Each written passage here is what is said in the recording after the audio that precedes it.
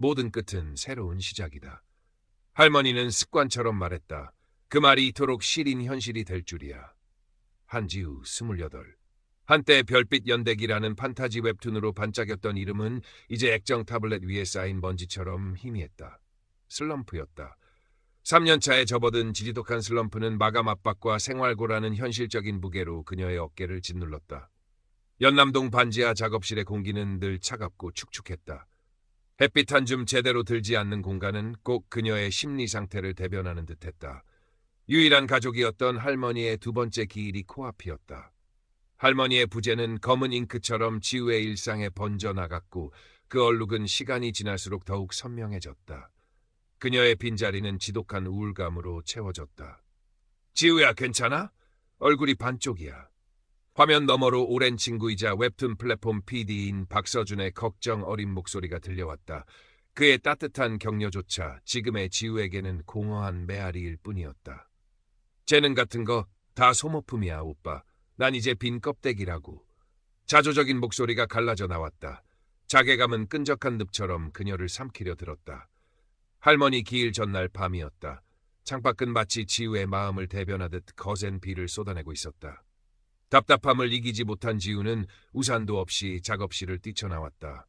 빗물인지 눈물인지 모를 액체가 뺨을 타고 흘렀다. 정처 없이 걷던 발걸음은 익숙한 동네 골목을 벗어나 낯선 사거리 횡단보도 앞에 멈췄다. 신호등의 붉은빛이 빗물에 번져 섬뜩하게 일렁였다. 술에 취한 듯 휘청거리며 한 발을 내디뎠을 때 세상을 하얗게 물들이는 헤드라이트 불빛과 함께 모든 것이 암전되었다. 끼익 하는 날카로운 마찰음과 둔탁한 충격음이 세상의 마지막 소리인 것처럼 귓가에 맴돌았다. 그리고 정적. 아니, 정적은 아니었다. 우웅거리는 기계음과 다급한 사람들의 목소리가 희미하게 들려왔다. 눈을 뜨려고 했지만 눈꺼풀은 천근만근 무거웠다. 대신 이상한 감각이 온몸을 휘감았다. 마치 깃털처럼 가벼워진 몸이 공중으로 떠오르는 느낌. 환자 혈압 떨어집니다. 제세동기 준비해요. 낯선 목소리가 지우의 머리 위에서 울렸다. 천천히, 아주 천천히 시야가 확보되었다. 믿을 수 없는 광경이었다. 새하얀 병원 천장이 보였고 그 아래로는 피투성이가 된 채 누워있는 자신의 모습과 분주하게 움직이는 의료진들이 내려다 보였다. 수술용 마스크 위로 드러난 최민혁 의사의 파리한 이마에는 땀방울이 송골송골 맺혀 있었다. 나 죽은 건가? 극심한 공포와 함께 믿을 수 없다는 혼란이 해일처럼 밀려왔다. 자신의 몸을 내려다보며 와중에 꼴이 저게 뭐야, 완전 엉망이잖아, 쪽팔리게. 같은 어이없는 생각이 스쳐 지나갔다. 현실감이 없었다. 마치 잘 만들어진 악몽 속을 헤매는 기분이었다. 그때였다. 갑자기 강한 힘이 지우의 영혼인지 뭔지 모를 존재를 뒤에서 잡아당기는 듯했다. 익숙하지만 낯선, 어둡고 긴 터널 같은 곳으로 무서운 속도로 빨려 들어갔다. 끝없이 펼쳐진 어둠 속에서 공포에 질려 비명을 지르려 했지만 목소리는 나오지 않았다. 대신 아주 멀리서 희미한 노랫소리가 들려왔다. 할머니가 어릴 적 자신에게 자주 불러주던 자장가였다. 자장자장 우리 아가, 잘도 잔다 우리 아가.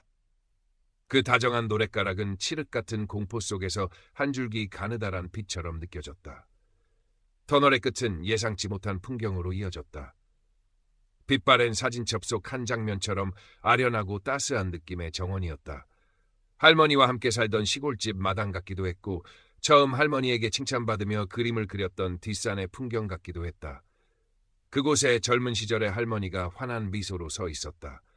곱게 빗어 넘긴 머리, 단아한 한복 차림. 지우가 기억하는 가장 아름다운 모습의 할머니였다. 왔구나, 우리 강아지. 할머니는 따뜻한 손으로 지우의 손을 잡았다. 그 온기에 지우는 자신도 모르게 눈물을 터뜨렸다. 할머니는 아무 말 없이 지우를 안아주었고 두 사람은 함께 기억의 정원을 거닐기 시작했다. 정원의 풍경은 지우의 기억을 따라 시시각각 변했다. 할머니 몰래 사먹었던 달고나를 친구에게 빼앗기고 울었던 5살의 지우. 처음으로 그린 그림을 할머니에게 보여주며 칭찬받았던 7살의 지우. 사춘기 시절 할머니에게 괜한 짜증을 부리며 방문을 쾅 닫고 들어갔던 15살의 지우. 행복했던 순간, 후회스러운 순간, 잊고 싶었던 아픈 기억들이 파노라마처럼 눈앞에 펼쳐졌다. 단순히 기억을 보는 것이 아니었다. 그때 그 순간의 감정들이 심지어 상대방이 느꼈을 감정까지 고스란히 지우에게 전달되었다. 친구의 달고나를 빼앗았던 아이의 우쭐함과 그 친구의 서러움, 할머니의 따뜻한 칭찬에 가슴 벅찼던 자신의 기쁨, 그리고 방문 뒤에서 홀로 한숨 짓던 할머니의 쓸쓸한 뒷모습까지. 특히 마지막까지 할머니의 외로움을 제대로 헤아리지 못하고 짜증으로 일관했던 자신의 모습은 날카로운 유리 조각처럼 지우의 가슴을 후벼 팠다. 지우는 주저앉아 어린아이처럼 목 놓아 울었다. 괜찮다, 지우야. 다 괜찮아. 할머니는 지우의 등을 가만히 토닥였다. 모든 경험이 지금의 너를 만든 거란다. 기뻤던 일도 슬펐던 일도 후회되는 일도 모두 내 삶의 한 조각이지. 중요한 건 그 조각들을 모아 앞으로 어떤 그림을 그려나갈 것이냐는 거야. 할머니는 지우를 데리고 정원 한쪽에 있는 오래된 감나무 아래로 갔다. 그곳에는 흙먼지가 쌓인 작은 나무 상자가 놓여 있었다. 내 진짜 보물은 여기에 있단다. 할머니는 미소 지으며 말했다. 내가 아주 어릴 적 그린 그림들, 그리고 내게 미처 전하지 못한 내 마음이 담겨 있지. 돌아가면 꼭 열어보렴. 그것이 증거의 씨앗이 될 것이라고 그때의 지우는 알지 못했다. 기억의 정원을 지나자 눈앞에는 거대한 빛의 강이 펼쳐졌다. 인간의 언어로는 형용할 수 없는 순수하고 영롱한 빛깔의 강이었다. 강 건너편은 이루 말할 수 없는 평화와 아름다움으로 가득 차 보였다. 먼저 떠나간 영혼들이 그곳에서 행복하게 미소 짓고 있는 듯한 착각마저 들었다. 지우는 홀린 듯 강 저편으로 가고 싶다는 강렬한 유혹을 느꼈다. 이 고통스러운 현실보다는 저 영원한 평화 속에 머무르고 싶었다. 하지만 그 순간 할머니의 목소리가 귓가에 울렸다. 내 그림은 아직 끝나지 않았어, 지우야. 내 안에는 세상을 밝힐 수 있는 따뜻한 빛이 있단다. 동시에 걱정스러운 눈빛으로 자신을 내려다보던 서준 오빠의 얼굴, 아직 세상에 꺼내놓지 못한 채 가슴속에만 담아두었던 수많은 이야기들, 그리고 할머니가 말한 진짜 보물이 떠올랐다. 돌아가야 해. 아직 할 일이 있어. 내 그림을 완성해야 해. 강렬한 삶의 의지가 꺼져가던 심지에 불을 붙였다. 지우가 돌아가기로 굳게 마음먹자 할머니는 세상에서 가장 따뜻한 미소를 지으며 서서히 빛 속으로 사라졌다. 사랑한다, 내 강아지. 언제나 내 곁에 있을게. 그것이 할머니의 마지막 모습이었다. 엄청난 빛이 지우를 감쌌고 의식은 거대한 소용돌이 속으로 빨려 들어가는 듯했다. 돌아왔어요. 맥박 잡힙니다. 현실의 병원 응급실. 멈췄던 지우의 심장 모니터 그래프가 가느다란 희망의 곡선을 그리기 시작했다. 최민혁 의사의 이마에 맺혔던 땀방울이 턱 끝으로 흘러내렸다. 기적이었다. 며칠 후 지우는 중환자실에서 천히 눈을 떴다. 온몸이 뻐근하고 머리는 안개가 낀 듯 몽롱했지만 임사체험의 기억만큼은 놀랍도록 생생했다. 마치 어제 겪은 일처럼 모든 감각과 감정이 또렷했다. 꿈이라고 하기엔 너무나 현실적인 경험이었다. 퇴원 수속을 밟던 날 지우는 문득 응급실에서 자신을 담당했던 최민혁 의사와 마주쳤다. 지우는 자신도 모르게 입을 열었다. 저 선생님, 제가 사고당했을 때 혹시 아주 중요한 개인적인 통화를 하고 계시진 않으셨나요?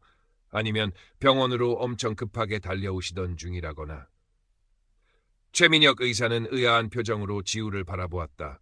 그의 눈빛이 미세하게 흔들리는 것을 지우는 놓치지 않았다. 그걸 어떻게 아셨습니까? 잠시 침묵이 흘렀다. 최민혁 의사는 잠시 망설이다 입을 열었다. 사실 그날 아내가 많이 아파서 병가를 내려던 참이었습니다. 그런데 응급콜을 받고 정말 정신없이 병원으로 달려왔었죠.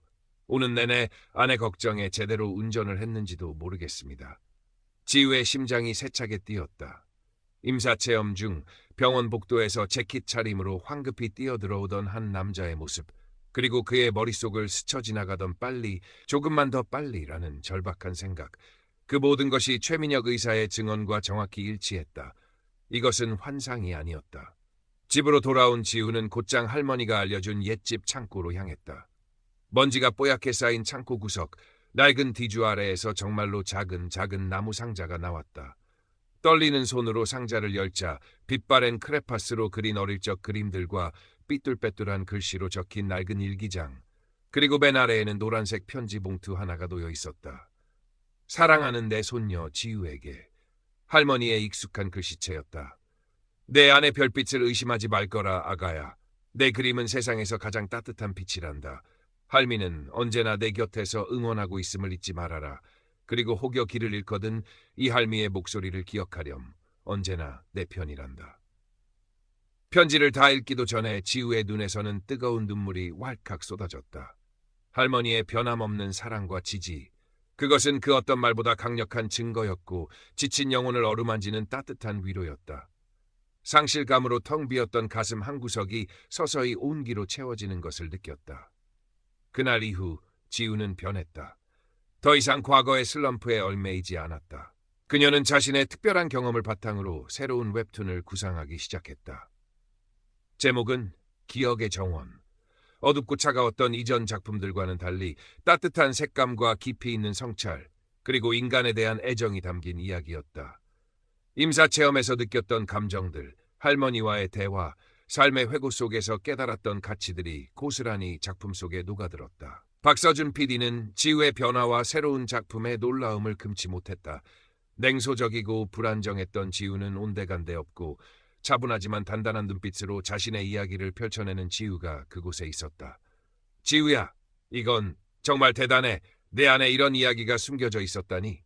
서준은 진심으로 감탄하며 기억의 정원 연재를 적극적으로 지원했다. 웹툰 기억의 정원은 연재 시작과 동시에 독자들에게 폭발적인 반응을 얻었다. 상실의 아픔을 겪었던 사람들, 삶의 의미를 찾지 못해 방황하던 사람들, 관계 속에서 상처받았던 사람들이 지우의 이야기에 깊이 공감하며 눈물 흘렸다. 댓글창에는 작가님 덕분에 다시 살아갈 용기를 얻었어요. 내 이야기 같아서 한참을 울었습니다. 따뜻한 위로를 받았습니다. 마음이 정화되는 기분이에요. 감사합니다.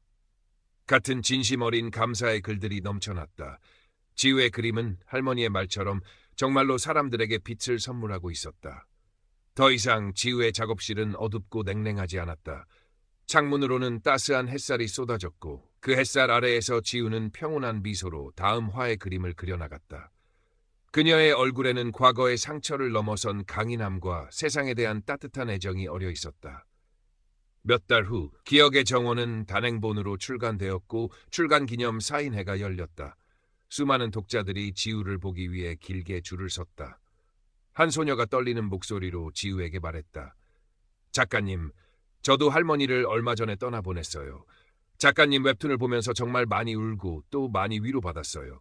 할머니가 저를 떠난 게 아니라 제 마음속 정원에서 항상 함께 계신다는 걸 깨달았어요. 정말 감사합니다.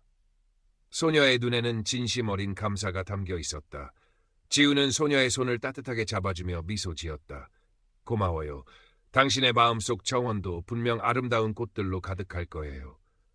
삶은 여전히 예측 불가능한 순간들로 가득하겠지만 이제 지우는 두렵지 않았다. 그녀는 알고 있었다. 모든 끝은 새로운 시작이며 그 시작을 함께할 따뜻한 기억과 사랑이 언제나 자신의 곁에 있다는 것을. 그리고 그녀의 손끝에서 피어나는 이야기가 누군가에게 작은 빛이 될 수 있다는 사실만으로도 그녀의 삶은 충분히 의미 있었다. 창밖으로는 어느새 계절이 바뀌어 싱그러운 봄 기운이 완연했다. 지우의 마음속 정원에도 새로운 희망의 씨앗이 움트고 있었다.